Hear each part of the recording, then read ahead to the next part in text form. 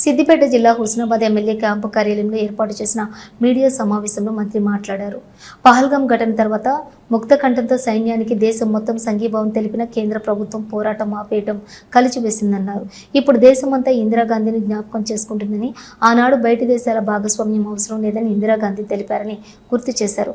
మన్మోహన్ ప్రధానిగా ఉన్న సమయంలోనే చిన్న చిన్న ఘటనలతో సైనికులు చనిపోతే మన్మోహన్ను అసమర్థుడు అన్న మోడీ ఇప్పుడు చేసింది ఏంటని ప్రశ్నించారు.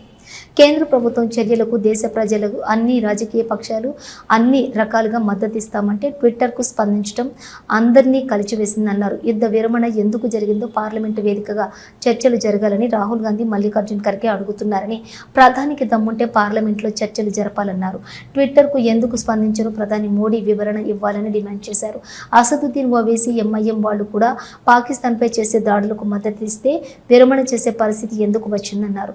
జరిగిన పరిణామాలు ఎందుకు విరమణ చేయాల్సి వచ్చిందో, జరిగిన సంఘటనలపై ముఖదర్శనం చేయాల్సిన అవసరం ఉందన్నారు. చర్చలు లేకుండా ఒక ట్విట్టర్ ద్వారా యుద్ధ విరమణ ప్రకటిస్తే సైనికులు దేశం మొత్తం ఆవేదన చెందుతున్నారు. ఎందుకు పోరాటాన్ని ఆపారని దేశవ్యాప్తంగా చర్చ జరుగుతుందన్నారు. మనకు జరిగిన నష్టం పాకిస్తాన్కు జరిగిన నష్టాన్ని దేశ ప్రజలకు చెప్పాలని ఒక భారతీయుడిగా దేశ ప్రధానిని అడుగుతున్నానన్నారు.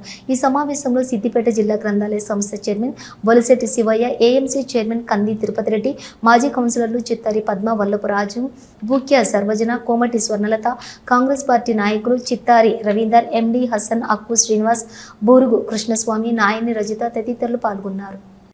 సంఘటన జరిగిన తర్వాత దేశమంతా రాజకీయాలకు అతీతంగా ముక్త కంఠంతో భారత ప్రభుత్వానికి సంఘీభావం చెప్తూ కఠినమైనటువంటి చర్యలు ఉండాలి, కక్ష సాధింపుగా వివక్షపూరితంగా ఏరి వేసి చంపినటువంటి పరిస్థితి దృష్ట్యా మొత్తం దేశం కదిలించి వేసింది ఆ సంఘటన. మన సైనికులు చేసిన పోరాటం, మనకు జరిగినటువంటి అవమానం, ప్రతీకార చర్య ఎటువంటి రూపం దాల్చకముందే ఒక ట్విట్టర్ తోటి విరమణ ప్రకటించి ఇలా దేశ సార్వభౌమత్వానికి ఒక ప్రశ్నలాగా మిగిల్చినారు.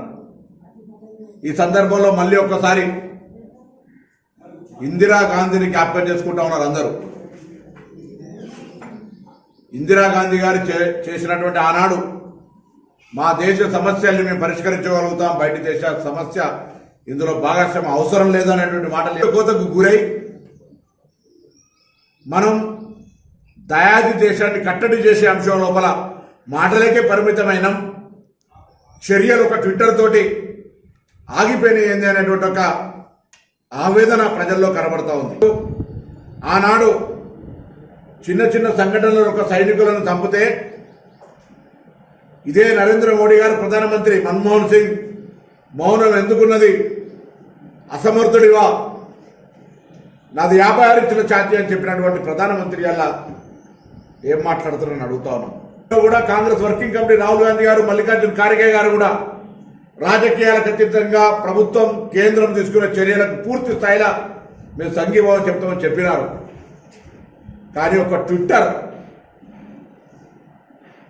చిన్నపిల్లలు ఆడుకుంటే స్టాచ్యూ అనగానే ఎట్లయితే నిలిచిపోతామో అట్లా నిలిచిపోవడం దేశ ప్రజలందరినీ కలిసివేసింది.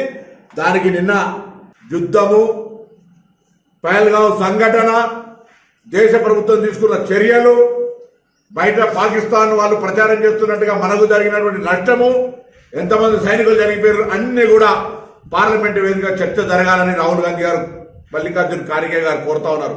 ఏ పరిస్థితులలో ట్రంప్ ట్విట్టర్కు విరమణ పాటించాల్సి వచ్చిందో చెప్పండి. పహల్గాం చనిపోయినటువంటి ఆ తల్లులందరి యొక్క ఆత్మశోధన ఎందుకు నిలిపివేయబడ్డది, ఎందుకు దీనికి సంబంధించినటువంటి కాల్పుల విరమణ ప్రకటించడం చూస్తే మన పహల్గాం జరిగిన సంఘటన రోజు ఈ దేశంలో ప్రజలందరూ ఎంత కసిగా, ఇంక్లూడింగ్ ఎంఐఎం పార్టీ వాళ్ళు కూడా ఇది పాకిస్తాన్ దుశ్చర్యను సీరియస్ గా ఖండించేంతో ఐక్యత వచ్చిన దేశంలో గాంధీ గారు అడిగిన ప్రశ్ననే మళ్ళీ అడుగుతా ఉన్నాం. దేశంలో పార్లమెంటు మన ప్రజాస్వామిక వేదిక జరిగిన పరిణామాలు అంతర్జాతీయంగా ఎందుకు విరమణ చేయాల్సి వచ్చింది, పహల్గాం సంబంధించి జరిగిన సంఘటన పాకిస్తాన్ చేసినందుకు ఒప్పుకున్న తర్వాత కూడా ఏం పశ్చాత్తాపం జరిగింది, మనకు జరిగిన నష్టమేంది, వాళ్ళకి ఏం నష్టం చేయగలిగిన అనేటువంటి దేశ ప్రజల ముందట ముఖ చిత్రం ఉంచాల్సిన అవసరం ఉంది. నిన్న త్రివిధ కానీ చర్చలు లేకుండా ఎటువంటి సూచనలు లేకుండా ఒక ట్విట్టర్ ద్వారా యుద్ధ విరమణ వాళ్ళు ప్రకటిస్తే మన భారతదేశ సైనికులు ఎంత ఇబ్బందిగా గురయ్యేటువంటి పరిస్థితుల్లో ఒకసారి ఆలోచన చేసుకోండి. అది ఏమైంది, ఇంతమందిని తప్పితే ఎందుకు ఇట్లా మౌనంగా ఉంటూరు అనేటువంటి ఒక ప్రశ్న ఉత్పన్నమవుతున్నటువంటి అంశం లోపల తప్పకుండా ఇది ఒక చర్చ దేశ ప్రజలందరూ తెలవాలని ఒక భారతీయుడిగా ఈ దేశ ప్రధానమంత్రిని భారత ప్రభుత్వాన్ని హృదయపూర్వకంగా కోరుకుంటాం.